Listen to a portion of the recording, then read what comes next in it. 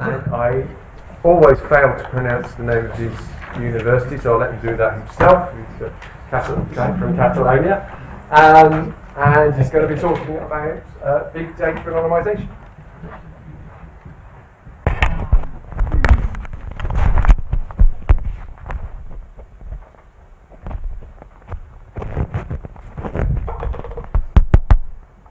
Okay, thank you, Mark, for this introduction.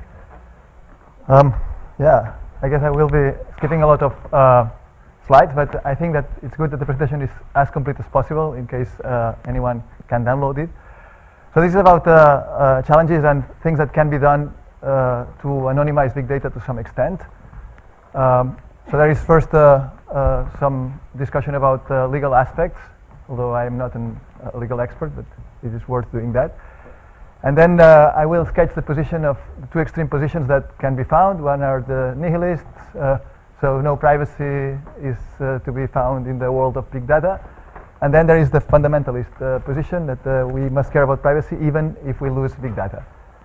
Then I will list some desiderata about in big data anonymization, and I will analyze to what extent the two main privacy models fulfill these desiderata. And then maybe if there is time, something else. So I don't have to convince you about big data being pervasive everywhere and very important for analytical points. From the analytical point of view, there are a lot of people from companies here. So we have volume, velocity, and variety as the usual traits that big data that define big data. And then there have been new technologies created by big data processing. Storage is done in different ways, and analysis is also done in different ways. We have this data science discipline now. Then what is the problem? That all this is very nice, but there is a threat on privacy on the side of big data. There is an increasing threat on the privacy of the subjects on whom the data are collected. For example, there is this famous example about a retail chain's prediction model forecasting the pregnancy of a teenager, and there are many other examples that could be quoted. There is a discipline since the 1970s called statistical disclosure control that has been mentioned by Mark this morning. This discipline tries to dissociate the data from the subjects to whom they refer, and to prevent identification and also attribute disclosure. The data protected according to the methods prepared in this discipline is called anonymized data. There are two ways to anonymize data. The usual way followed by statistical offices is this utility first anonymization, in which there is a sort of iterative change of parameters till the data are safe enough, but with the main goal being to preserve the utility of data. I understand that this is also the method or the approach followed by most companies that have presented this morning.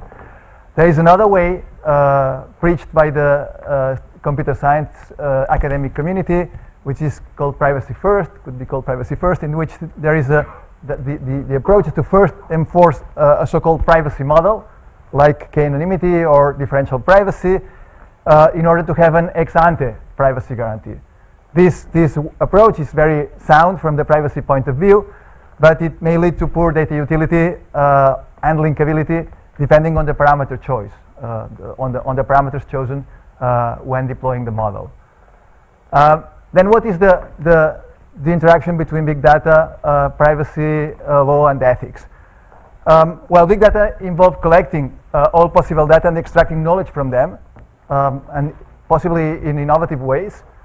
This is in conflict with the privacy of individuals, especially the data subject, because the subject is often unaware of data being collected on her. And the service provider obtains the data as a result of a transaction, like, for example, an online purchase, or in return for a free service, like social media or email, or as a natural requirement for some service, like location-based services. But there is no explicit request, very often by the data controller, to the subject to get her data. If we look at the EU law, what are the personal data protection principles in that law? I understand EU law still applies to the UK, but At least, well, this is something as a reference framework, it is a useful thing. Well, here, personally, the question is about personally identifiable information, which is any information related to an identified or identifiable person. And here, there should be first lawfulness, so the consent should be obtained to process the data, to store and process the data of the subject, or the processing must be needed for a contract or legal obligation, or the subject's vital interest, or a public interest, or legitimate processor's interest compatible with the subject's rights. Well, the last condition is a bit flexible, as you can imagine, but there is this condition.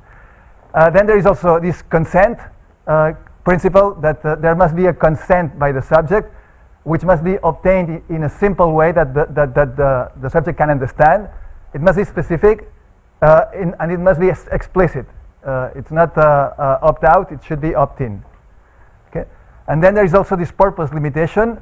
The purpose of the data collection and processing must be explained to the subject before collecting the data. Then we have also this necessity and data minimization principle.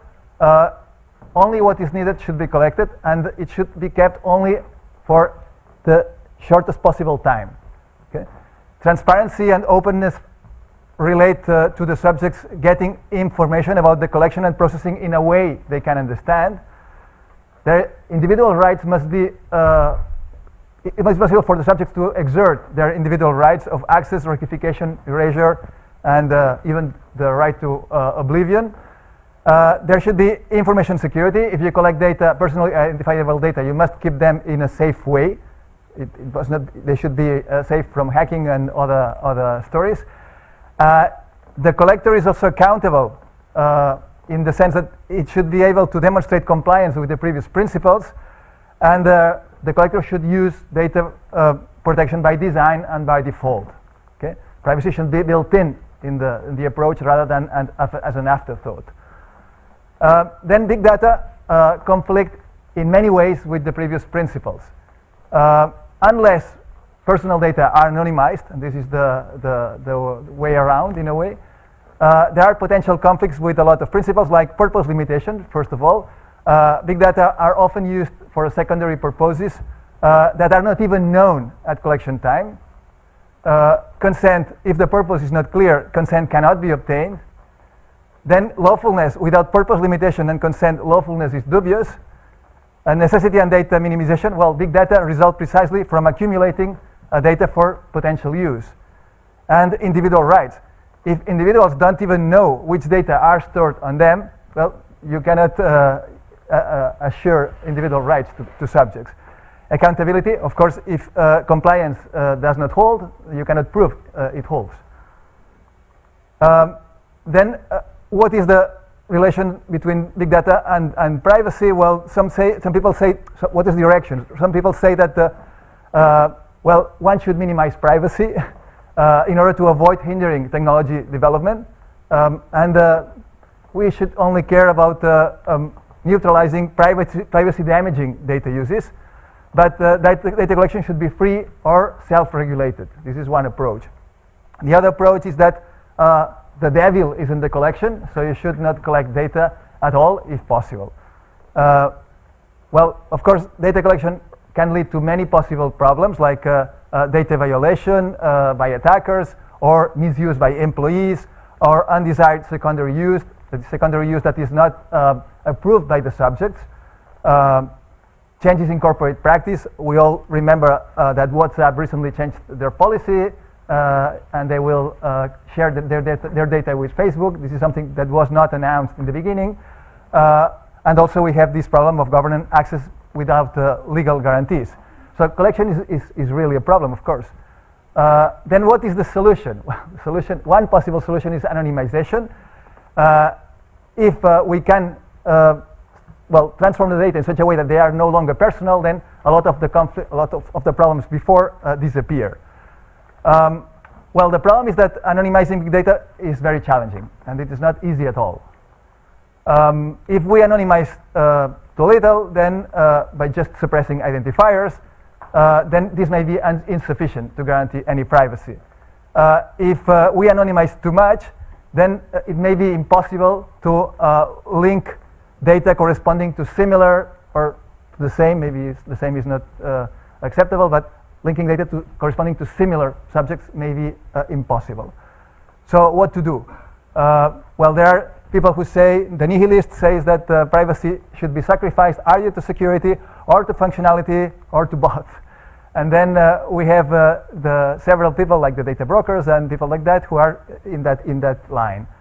Then there are other people, especially in the NGO and academic circles, who claim that privacy must be satisfied even if data become useless.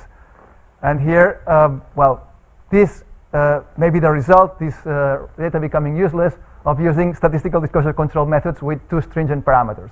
If you do that, you just suppress the utility of data. Then what are possible privacy models that could be used to anonymize big data? Well, the two main privacy models at this moment are k-anonymity and its extensions. K-anonymity means that, well, a data set is said to satisfy k-anonymity if each combination of values of the quasi-identifier values, the ones that are not direct identifiers but could be used to link the records with external databases, if each combination of values is shared by at least k records. Okay? It can be enforced via generalization and suppression, but also via microaggregation. And this is a pragmatic approach. Well, here you have some example of a k-anonymous data set. You have also extensions like L-diversity anti-closeness that have been created to prevent attribute disclosure. K-anonymity is only directed to re-identification disclosure, but it does not protect against attribute disclosure. So extensions were developed. Then you have differential privacy that has been also mentioned this morning, that was initially designed for query systems, for online query systems.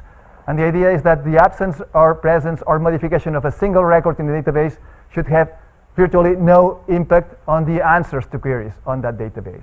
So that's the idea. So this is differential privacy. There are several relaxations of differential privacy, some of them proposed by people in this room. And the idea is that strict differential privacy is too utility damaging, so it must be relaxed. Then what are the desiderata in big data anonymization? In my view, the big data that are published should yield results similar to those obtained on the original big data for a broad range of exploratory analysis. So when we talk about big data, we cannot focus on a specific data use. We don't know what the data uses will be. So whatever we do to protect the big data should be compatible with a broad range of analysis in some way. Of course, the anonymized big data should not allow unequivocal reconstruction of any subject's profile. And the big data, a privacy model for big data should at least satisfy the following three conditions. There may be more. One is composability, the other one is quasi-linear computational cost, and the third one is linkability. What is composability? Well, a privacy model is said to be composable if its privacy guarantee holds, perhaps in a limited way, after repeated application. So if you have several data sets that are k-anonymous, for example, when you merge all of them, the result should also be k-anonymous, or maybe anonymous with some other value of k. And the same for differential privacy. If you have several differentially private data sets, when you pull them together, what you should get should be something that is still differentially private, maybe with different parameters, with less stringent parameters. Okay, so that is composability. Quasi-linear computational cost is obvious. If you have to anonymize a huge volume of data, you cannot use methods that are cubic or exponential in complexity or whatever. So you need methods that are well behaved in terms of computational work. Although you can use some blocking to reduce the size of the chunks you are anonymizing at the same time, if you have a very complex method, it doesn't work. Linkability is also an important thing that is present here and is not present in small data, in the small data world. In big data, the information on a particular subject is collected from several sources. And this is the variety feature of big data. Hence, the ability to link records corresponding to the same individual or to similar individuals is critical. Otherwise, you cannot build your big data. Thus, anonymizing data at the source should preserve linkability to some extent. But linking records corresponding to the same subject, of course, decreases the subject's privacy. So there is a trade-off here. If you allow linking all the data on the same subject, in the end you have the full story of that subject, and there is hardly any privacy for that person. So probably the accuracy of linkage should be lower than with anonymized data sets than in anonymized data sets than with original data sets. Okay. So how does k-anonymity perform in regard to these three desiderata? Well, in a context of big data, first of all, it is hard to determine the subset of quasi-identifier attributes. What are quasi-identifiers and what are not quasi-identifiers? So the safest option is to consider that all attributes in the data set are potential quasi-identifiers. And then, well, if we go to the summary, I say that for k-anonymity to be composable, the controller sharing subjects, having common subjects, should coordinate or follow suitable strategies so that when their k-anonymized data sets are pulled together, the result is still anonymous with some value of k. Okay? Linkability is possible with k-anonymity at least at the k-anonymous class level, at the group of k people. And with some coordination effort, k-anonymity is a reasonable option to anonymize big data.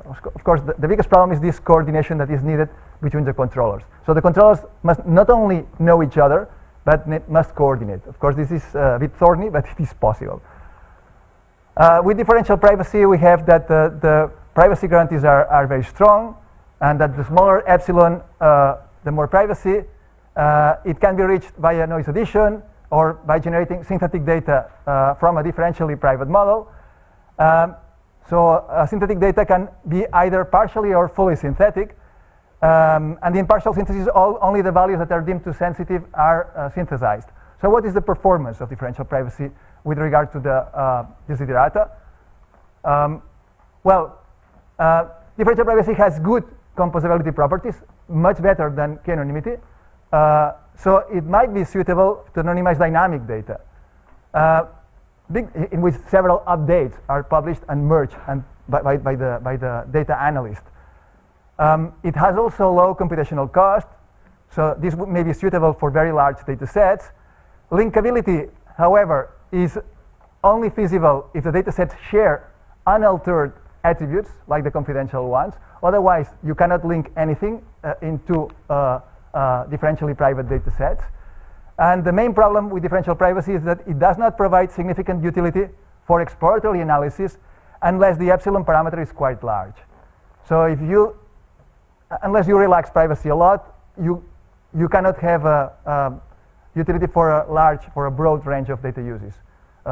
You can have utility for specific data uses, but not for a broad range. And this is what you normally would expect in big data anonymization, to have a broad range of data analysis that are still feasible. So then, this is as much as I wanted to say on this. Okay. Then there are other ways, in case the subjects and the users are not satisfied with the way anonymization is being conducted by data controllers. And one option is that, well, if they don't trust data controllers, because there is a host of data controllers, so not all of them can be expected to be trusted by all people, unlike in the old times when there was a single controller that was the National Statistical Office. Now there are many controllers and not all of them are trusted. So in that case, one option is, well, first we should endeavor to be transparent to both users and subjects regarding the anonymization procedures being employed.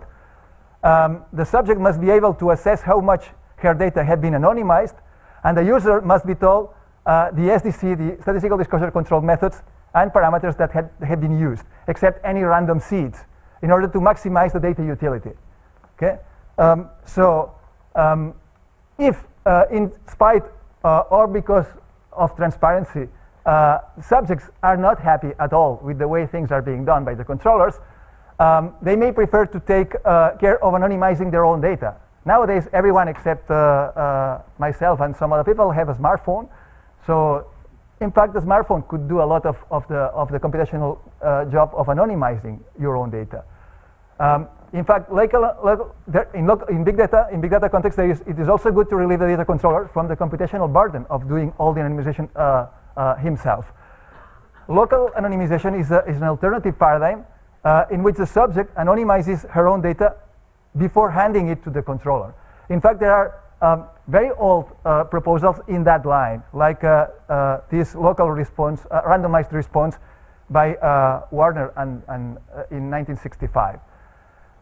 The problem with local anonymization is that the subjects lack a global view of the data set being collected, which may lead to overdoing anonymization, because just in case I don't know what the others are, I don't know whether my salary is in the most frequent values or whether it is an outlier. So just in case, let me add a lot of noise to my salary or to my other confidential attributes. So this may be bad. And then we have proposed a different thing, which is called collaborative anonymization.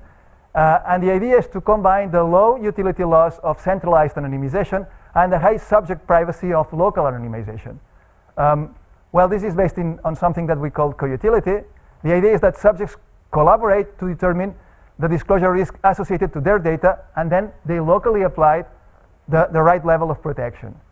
And well, as a conclusion, we can say that there is a debate on whether big data are compatible with the privacy of citizens. At the moment, given the state of the art, we cannot give a definite answer. We try to make both things compatible. There are two extreme positions, nihilism and fundamentalism. We are trying to break a midway path. We have at least 3 desiderata, and we have examined how well the two main privacy models satisfy those properties. And we also have highlighted the need for transparency and perhaps for local or collaborative anonymization in case the subjects are not happy with the way controllers are handling their data. So that's it. Thank you.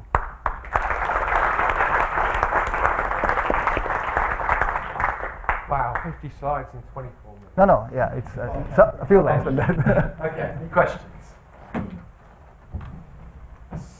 Stunned, silence there. Too fast. Okay, so I have one question just to start off with. So you gave all those examples of possible issues, and one of them was somebody who did not believe in contraception, did not want their data used for contraceptive research. Yeah. Now, clearly, for that person, anonymization is not a solution. No, yes, yeah, of course, yes. Which partly relates to my second question, which is I still haven't got to the bottom of it in terms of GDPR. Well, okay, it's true. It's not a solution. Yeah. No, it's okay. It's true. It's fine. Yes. So GDPR, anonymization is a form of data processing. The only thing is that no other third party can blame that user for having lent her data for developing contraceptives, for example, because it is anonymized. Whereas if you just release the data without anonymization, and it is possible to track that person's data is in the data set, then that person will attract the blame of other people as being as breaking her own principles in a way. So she may know, but others will not know. Okay. I thought you were going to go down the route of differential privacy being the answer, because then obviously we could say, well, if you can't tell whether that person's in the data or not, then maybe this is okay. No, but she knows, because if she can exert her rights of access, she can know that she is in the data set. Yeah, she does. Even if you use the differential privacy or whatever. Okay. Question about that. Excuse me, are there any results on if there is actually more personal data anonymization now than, for instance, 10 years ago or not? So, for instance, could you speak a little louder? well, is there any data, well, in terms of of the subject trying to anonymize themselves? So, for instance, either taking anonymization technique or just giving false data. Did it get better or worse in this time?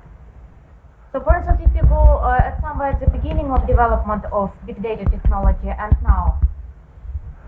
You mean whether it is feasible for subjects to locally anonymize themselves with? If this is kind of growing trend or not? Well, growing trend. Unfortunately, not at the moment. Although at the research level, there is increasing research in local anonymization techniques, because in the end, when things are so messy, as Rose Anderson was saying this morning, one option is let me fend for myself.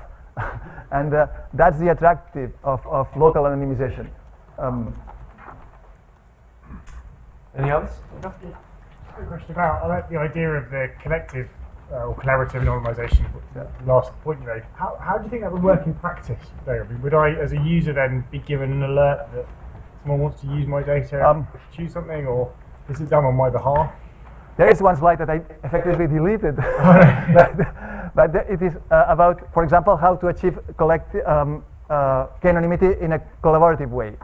One possibility is first, if you assume that quasi-identifiers are not confidential, you can send to the data controller your quasi-identifier values, like my job, for example, or my zip code, things like that. Then everyone sends their quasi-identifier values.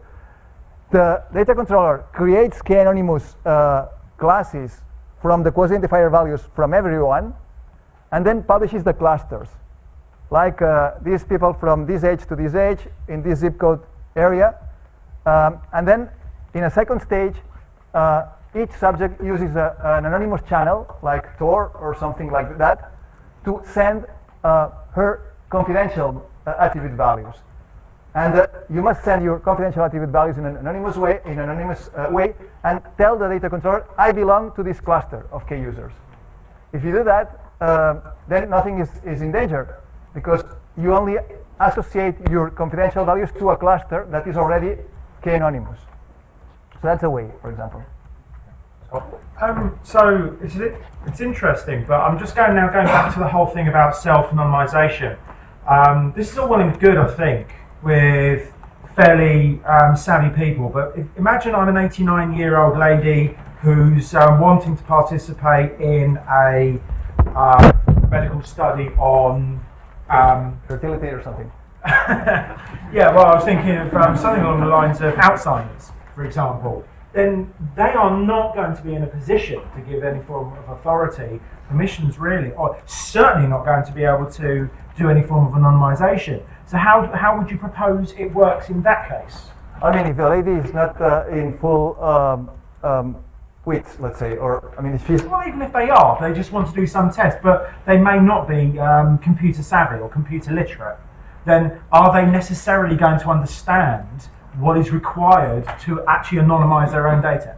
well, this is the job of the data controller, collecting the data to word the consent form in such a way that anyone can understand. So people say that if your grandfather or your grandmother does not understand it, it's no good. Okay. Then it's that level, yes. So then it comes back to an education. Yeah, and the way, question. I mean, if you do things as your bank explains to you the conditions of your account, then it doesn't work. You must do a better job. Okay, fine. Yeah. Thank you. Yeah, and it's certainly a theme that will get picked up quite heavily tomorrow, I suspect. Yeah. Did you Yeah, I will focus tomorrow. Go on, then. No, No, you haven't got a question. Not now. Oh, right, okay, yes. Are the slides available somewhere? I hope so. Yeah. They are in this computer, so I lost them already. I think they're actually on the website. Okay, Yeah. Any others? Yeah. I was wondering if anybody's doing anonymisation of natural language. You mean unstructured documents? Yeah. There are some attempts to. At the moment, what is doing is what is being done is basically redaction. So you take letters or text and you suppress identifiers or things that you that are deemed re-identifying. But this, of course, needs a parsing process, and then some intelligent software that can determine what is re-identifying and what is not. And normally, the idea is that you suppress as many things as necessary.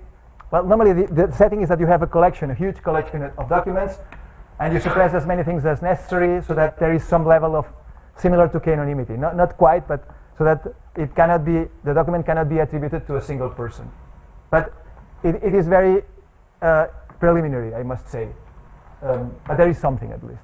And I think a lot of it works around attempting to turn the unstructured data into structured data. Well, this is another way, but the problem is that if the unstructured data are still available out there, then maybe your way to turn unstructured into structured is not the best one. So this morning there was a mention to extracting features from data and then treating the features as rectangular data. But if the non-structured data are still available to anyone, then they can do a better job. That's the thing. Yeah. Okay. Well, thank you very much, Joseph. Welcome.